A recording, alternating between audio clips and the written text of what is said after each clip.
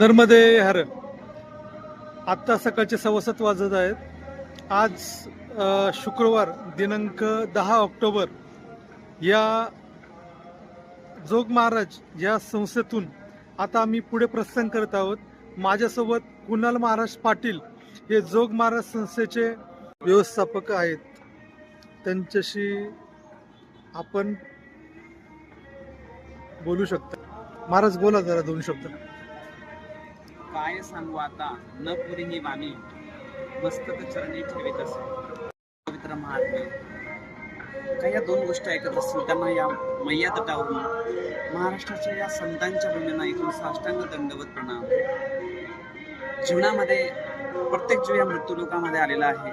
त्या मृत्यूलोकामध्ये काय काय कर्मासाठी ईश्वराने आपल्याला पाठवलेलं आहे ते फक्त जर ओळखायचं असेल की आपल्याला ईश्वराने कशासाठी पाठवलेलं आहे ते जर ओळखायचं असेल तर फक्त एक वेळेस या रेवाखंड नर्मदा मैयाची परिक्रमा करून घ्या.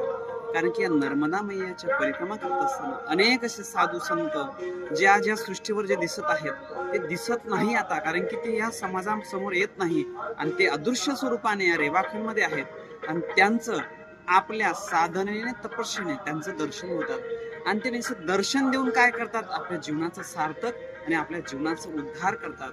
कारण ज्या तत्वासाठी ईश्वर स्वतः संदीपान ऋषींजवळ आले, ऋषी म्हणजे साधू संत, तसंच या नर्मदा मैया तटावर अदृश्य स्वरूपाने साधू संत आहेत.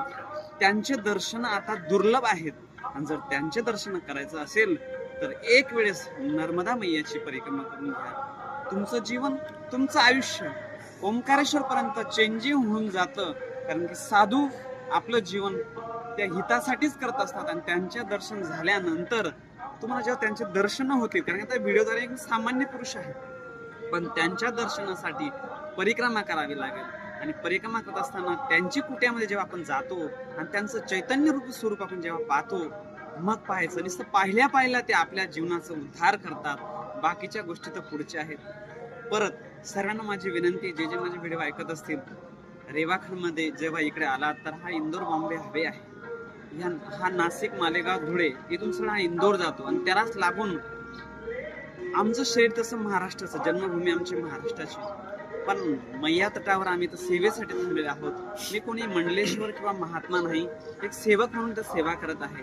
कधी बायचान्स इकडनं गेलात तर नक्की भेट द्या आणि तुमच्या सर्वांचा आशीर्वाद आणि तुमच्या सर्वांची सेवा करण्याची एक छोटीशी संधी द्या. नर्मदे हर. नर्मदे हर. सीताराम. नर्मदे हर. जय श्रीराम.